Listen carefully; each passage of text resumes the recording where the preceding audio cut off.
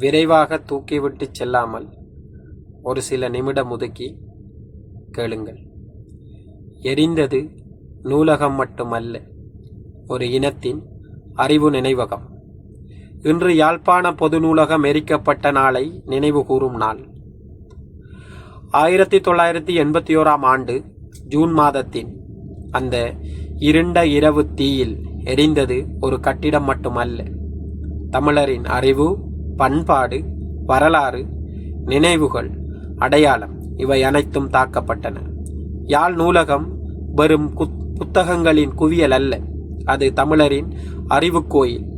ஆயிரக்கணக்கான அரிய நூல்கள், ஓலைச்சுவடிகள், பழைய ஆவணங்கள், இலக்கிய சான்றுகள், மறுபடியும் உருவாக்க முடியாத வரலாற்று பதிவுகள் அங்கே பாதுகாக்கப்பட்டிருந்தன. பல தலைமுறைகளின் அறிவு சேமித்து வைக்கப்பட்டிருந்த அந்த மையம் திட்டமிட்ட வன்முறையின் சின்னமாக தீக்கிரையாக்கப்பட்டது. ஏன் எரிக்கப்பட்டது? ஏனெனில் அறிவை அளித்தால் ஒரு இனத்தின் நினைவாற்றலை உடைக்கலாம் என்று சிலர் நம்பினர்.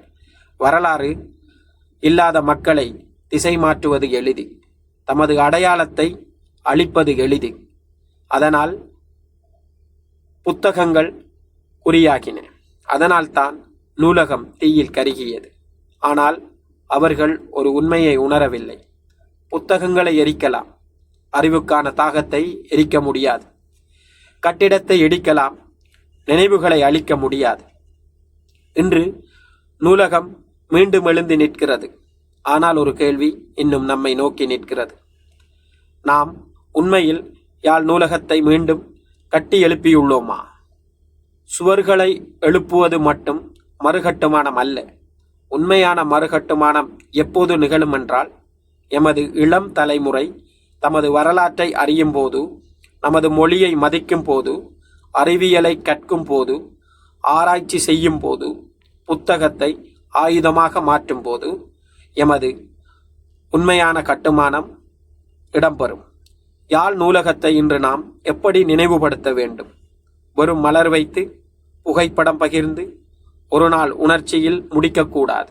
ஒவ்வொரு வீட்டிலும் வாசிப்பு கலாச்சாரம் உருவாக்கப்பட வேண்டும்.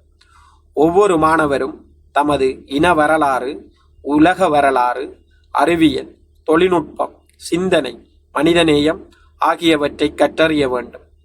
அறிவில்லாத உணர்ச்சி ஒரு கணநேர தீப்பொறி. அறிவோடு சேர்ந்த உணர்ச்சிதான் ஒரு இனத்தின் எதிர்கால சக்தி. அறிவில்லாத உணர்ச்சி ஒரு கணநேர தீப்பொறி. அறிவோடு சேர்ந்த உணர்ச்சி ஒரு இனத்தின் எதிர்கால சக்தி.